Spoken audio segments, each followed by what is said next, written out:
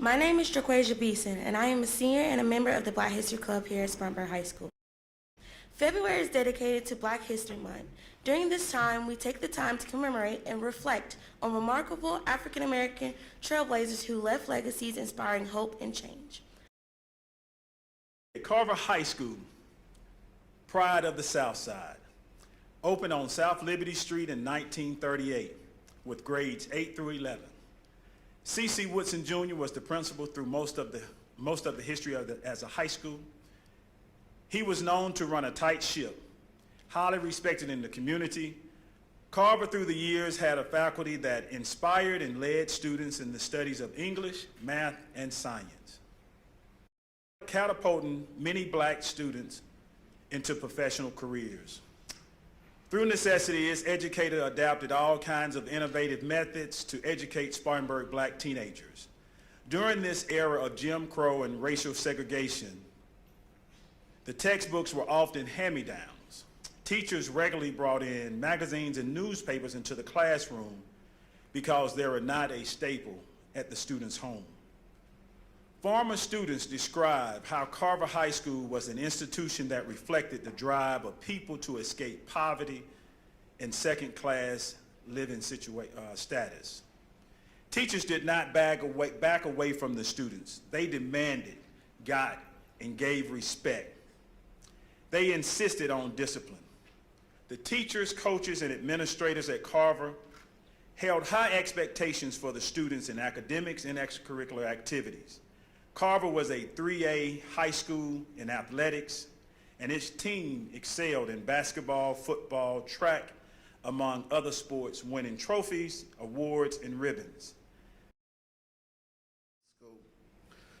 The artifacts that you're going to see on this wall, they are not replicas.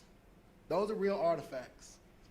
And as I think about families and holding on to possessions, it should mean something to every last one of us that people didn't see it robbery to say, you can have my dad's state championship leather jacket. You can have that tiger. That tiger is not a replica. That tiger that you see, it traveled all over this state with our band, and with our cheerleaders, and with our athletic programs. That Bible that you see, you know, that is somebody's Bible that they received as a young student while here at Carver. So I say that to our students especially, to underscore the importance of you taking care of that wall. It has been entrusted to you, students, from those past members, many of them whose family members are long gone. I want to thank the faces that you see on that wall, the stories, the places, you know, and all of the ones that are not on that wall, because they laid a standard of excellence for every last one of us. Teachers who would tell James, Talley, fix your collar, walk straight down the hallway. Teachers who would say to the students, where are any seniors in here who might get a little lazy?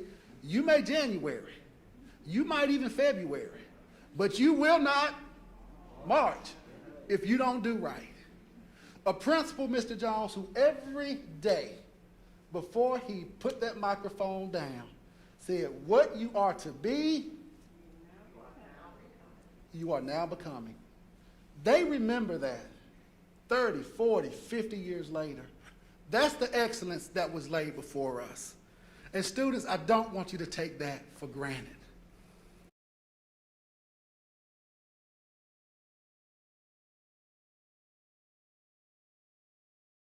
Horace Littlejohn, class of 1969.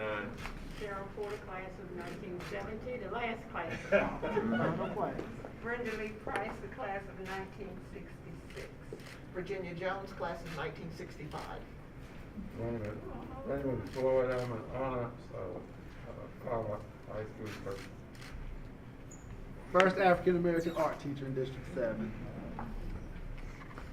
All right, and so I will count them down. I'll go 3, 2, 1, and everyone will yell Carver while they cut. 3, 2, 1. Carver! Yes.